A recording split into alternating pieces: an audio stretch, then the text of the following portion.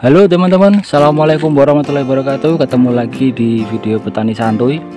Nah, pada video kali ini kita mau mengupas tentang perawatan air ya teman-teman, khususnya perawatan air pada kolam ikan gurame dan nila tanpa menggunakan aerator gitu. Nah, karena ini sedikit lebih banyak yang harus diperhatikan, karena kalau enggak resikonya ikan bisa mati tiba-tiba gitu. Oke, langsung aja ya, kita mulai. Pada perawatan air di kolam yang tidak menggunakan aerator ini memang banyak aspek yang harus kita perhatikan gitu. Karena tapi gini, prinsip utama perawatan air itu adalah memastikan agar air kolam itu kondisinya baik untuk ikan. Itu aja dulu yang diperhatikan. Nah, baik untuk ikan ini ada beberapa parameter ya. Jadi baik dari sisi suhu ya kan, kemudian dari sisi keasaman pH, kemudian baik dari sisi kadar oksigen, kemudian baik dari sisi bakteri-bakteri yang jahat. Nah, ini harus diperhatikan. Asal ini udah ketemu kuncinya, nah nanti enak teman-teman perawatannya. Kolam tanpa aerator cepat atau lambat pasti air itu akan menjadi jelek kondisinya, karena pertama kotoran dari ikan ya kan, yang kedua sisa pakan, terus tambah lagi mungkin lumut kalau yang tumbuh di kolam. Nah, itu pengaruhnya nanti kemana-mana.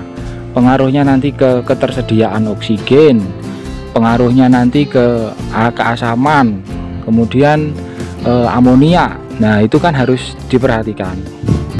Nah, makanya salah satu opsi yang bisa teman-teman lakukan itu adalah paling tidak melakukan pengecekan rutin terkait pH dan suhu.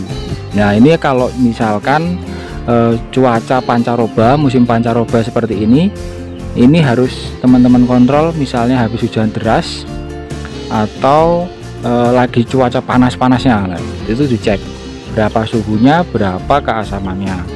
Kalau saya biasanya pakai ini untuk ngecek suhu teman-teman.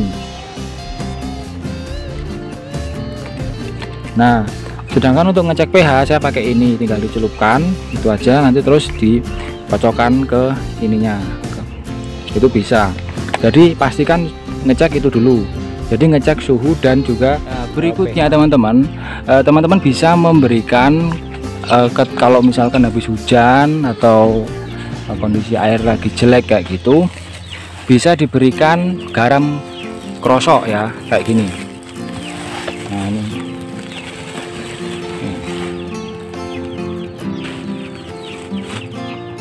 ini garam krosok ya teman-teman. Ini ya, manfaatnya banyak teman-teman untuk kondisi ikan kita gitu loh. Karena gini, sependek pengetahuan saya, garam krosok ini hanya memiliki kandungan NaCl, jadi beda dengan garam dapur. Nah, itu bisa mengikat nitrit yang ada di air, jadi bisa meminimalisir perkembangan bakteri yang jahat untuk ikan kayak gitu. Selain itu bisa bikin ikan rileks juga, makanya nggak banyak tapi disebarin berkala lah gitu untuk ke kolam. Itu salah satu perawatan untuk ikan. Ini efeknya juga nanti ikan nyaman gitu loh. Berikutnya perawatan untuk air tanpa aerator itu bisa pakai pergantian air. Nah, maksudnya gini, air di kolam ini bisa dikurangin sedikit, nanti diisi lagi, tapi tidak usah cepet-cepet ngisinya. Mungkin bisa pakai aliran air yang kecil aja kayak itu ya kan. Itu dengan munculnya gemericik kayak gitu, itu nanti akan pertama menambah debit air. Nah, kotoran ikan nila itu biasanya ngambang teman-teman. Kalau teman-teman lihat ada kotoran kecil-kecil ini kotoran ikan nila, makanya nanti dia akan terbuang sendiri. Adanya air yang baru itu akan memperkaya oksigen yang ada di dalam air gitu teman-teman. Nah, ini bisa teman-teman lakukan saat air sudah terlihat sangat hijau atau kondisinya mungkin lagi panas, atau mungkin saat pH-nya tinggi, atau saat suhunya panas.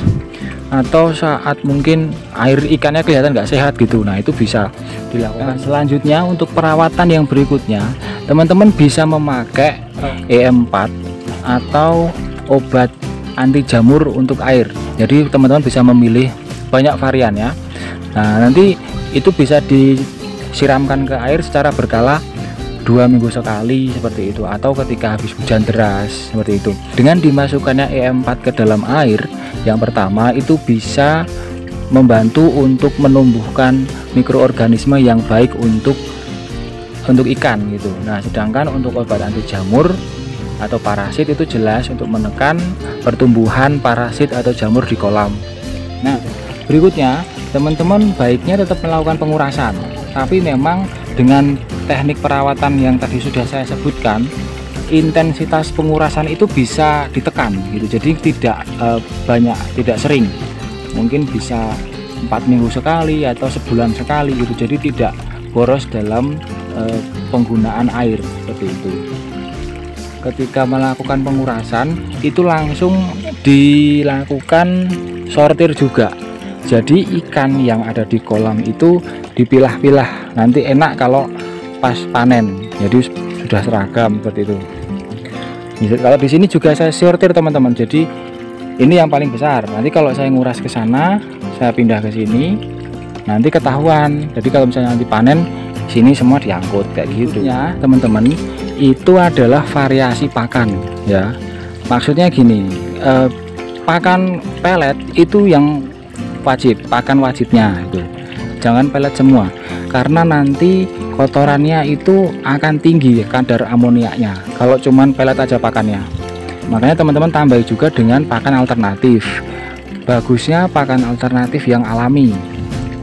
Efeknya karena itu ke pembuangan atau ke kotoran yang dihasilkan oleh ikan itu menjadi tidak begitu banyak amoniaknya seperti itu. Nah, kalau di sini saya sekalian mau ngasih pakan dengan daun talas. Nah, ini teman-teman, saya sudah siap daun talasnya.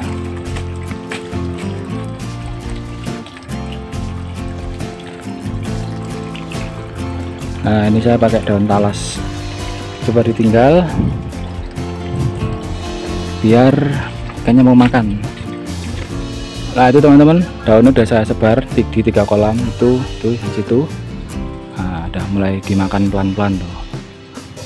Oke gitu teman-teman, jadi terkait dengan perawatan air kolam tanpa aerator itu mungkin bisa memperhatikan beberapa hal tadi, tapi memang harus teman-teman lakukan secara berkala. Bisa seminggu sekali atau 2 minggu sekali gitu. Insya Allah nanti airnya akan lebih awet lah gitu. Oke teman-teman, jangan lupa di subscribe dan didukung channel ini ya bila menurut teman-teman informasi yang disampaikan bermanfaat, dan jangan lupa kritik dan saran untuk channel ini juga kita perlukan. Oke, terima kasih, jangan lupa di subscribe. Assalamualaikum warahmatullahi wabarakatuh.